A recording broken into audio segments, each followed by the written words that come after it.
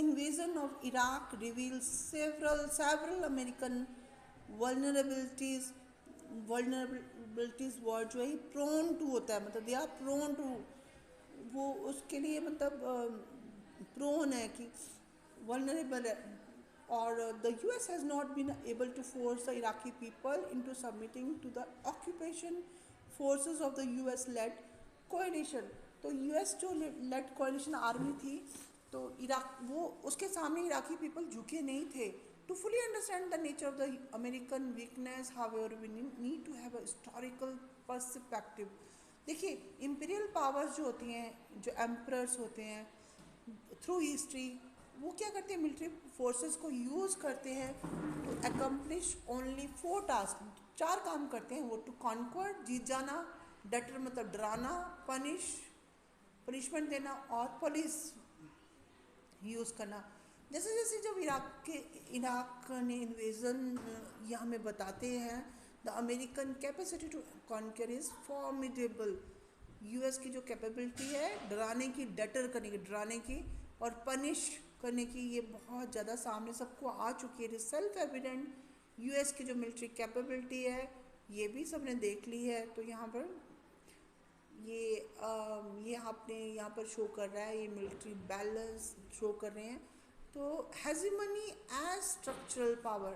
The second notion of hegemony as very different from the first. It emerges from a particular understanding of the world economy.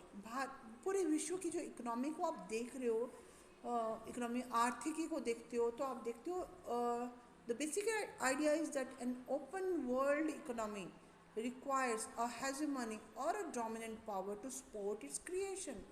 जी, तो यहाँ पर basic idea ये है कि जो open world economy होती है, जो खुली हुई है, जो आर्थिक रूप से स्वतंत्र होते हैं देश, तो उनमें एक डोमिनेंट पावर चाहिए होती है. They need a dominant power to support its creation and existence.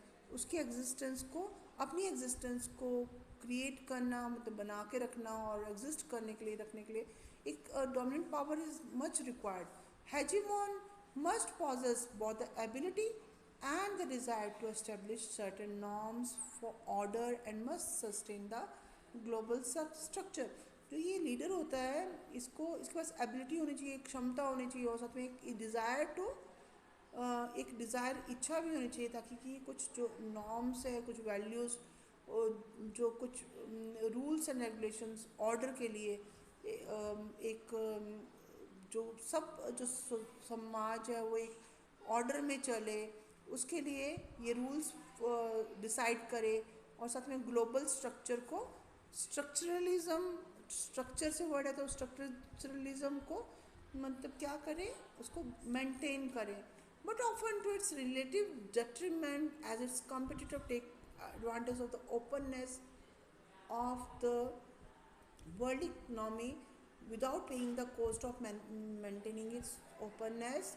Hegemony in this second case is reflected in the role played by the US in providing global public good. तो US का एक बहुत important role play करता है कि जो global मतलब पूरे ग्लोब में जो पब्लिक गुड्स हैं वो प्रोवाइड करने के लिए. By public goods we means those goods that can be consumed by one person without reducing the amount of the good available for someone else. Goods, public goods ऐसी चीज़ें होती हैं जो पब्लिक के लिए अवेलेबल होंगी, और वो एक को जो चीज़ें अवेलेबल होंगी तो वो दूसरे की कीमत पर नहीं होंगी. कि these things should be available to everybody. Fresh air, roads, they are examples of the public goods. In the context of the world economy, the best example of a global public good are sea lanes of communication, SLOCS. Sea lanes of communication, the sea routes commonly used by the merchant ship, जो व्यापारिक जहाज होते हैं, जो समुद्री रास्ता जो वो लेते हैं, जिस रास्ते से वो जाते हैं, तो वहाँ पर सी लेन्स मतलब वो कौन सा रास्ता अपनाते हैं, उसको रखना, उसको मेंटेन करना. Free trade in an open world economy would not be possible अगर ये जो समुद्री रास्ता ओपन नहीं हो इन कंट्रीज़ के लिए, हर कंट्री के लिए, तो इट्स नॉट पॉसिबल कि पब्लिक ट्रेड हो सके, व्यापार हो सके. It is a naval power of the hegemony. और जो हेजिमनी जो लीडर है उसकी जो नेवल पावर होती है, जो नेवी नेवल पावर, आप यू नो द जो आपके समुद्र में जो नेवी रखते हैं उसकी जो पावर है वो नेवल पावर जो है हेजिमनी की. It underwrites the law of the seas and ensure freedom of navigation. जो ये वाटर होता है इंटरनेशनल होता है, सबके लिए अवेलेबल होता है. तो यहाँ पर फ्रीडम ऑफ नेविगेशन मतलब नेविगेट करना, शिप्स वहाँ पर जा सकते हैं, आ सकते हैं, और they are free to move. Since the decline of British naval power after the Second World War के बाद जो था, ब्रिटिश की जो ब्रिटिश नेवल पावर को कमी, ब्रिटिश वाज पहले इंपीरियल हेड था पूरा वर्ल्ड का. आफ्टर सेकेंड वर्ल्ड वार क्या हुआ कि ब्रिटिश की जो नेवल पावर थी, वो नेवी की पावर जो कम हो गई. The multi oceanic US navy had played this role. उसके बाद अब जो यूनाइटेड स्टेट्स की जो नेवी पावर थी, और जो कि बहुत सारे ओशंस में दे मूव दे, तो वो पावर जो थी वो हेड पावर बन गई, वो अपना बेटर रोल प्ले करने लगी. Another example of a global play public good is the internet. Internet आप वर्ड, आप you are aware of this word. Internet होता है, inter means with in two, तो net, net is they are combined. और ये W world wide web जो computer की term है, इससे पॉसिबल हुआ है. यू नो जो यहाँ पर यूएस के जो मिलिट्री रिसर्च प्रोजेक्ट्स थे जो कि 1950 में शुरू हुए थे, अभी भी इंटरनेट जो है it lies on a global network of satellites. और ज़्यादातर ये यूएस गवर्नमेंट ओन करती है.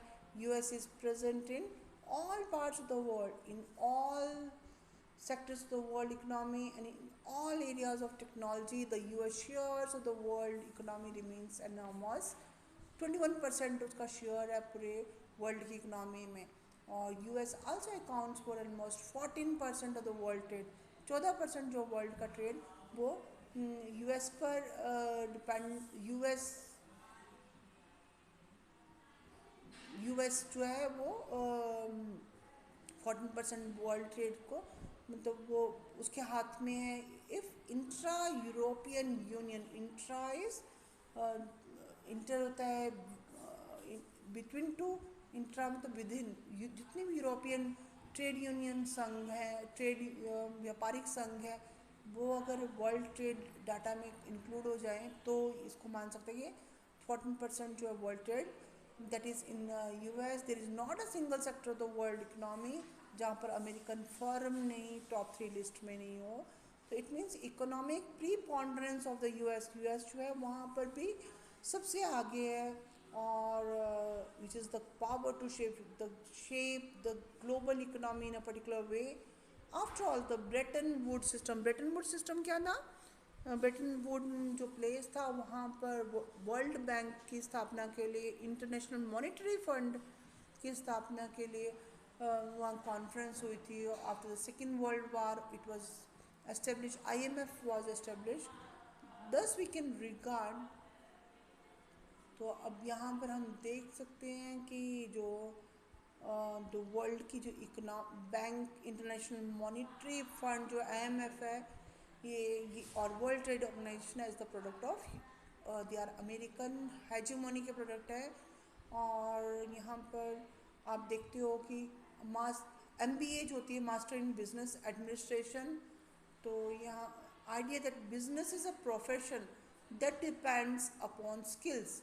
ये एक प्रोफेशन है बिजनेस, एक व्यापार जो है ये आप प्रोफेशन चूज़ करते हो और इसमें स्किल्स की जरूरत पड़ती है, कुशलता की जरूरत पड़ती है. और वो भी यूनिवर्सिटी में जो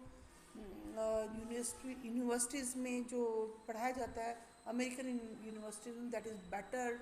और द फर्स्ट बिजनेस स्कूल जो वर्ल्ड में शुरू हुआ था, that is Wharton school at the university of Pennsylvania. It was establish in 1881.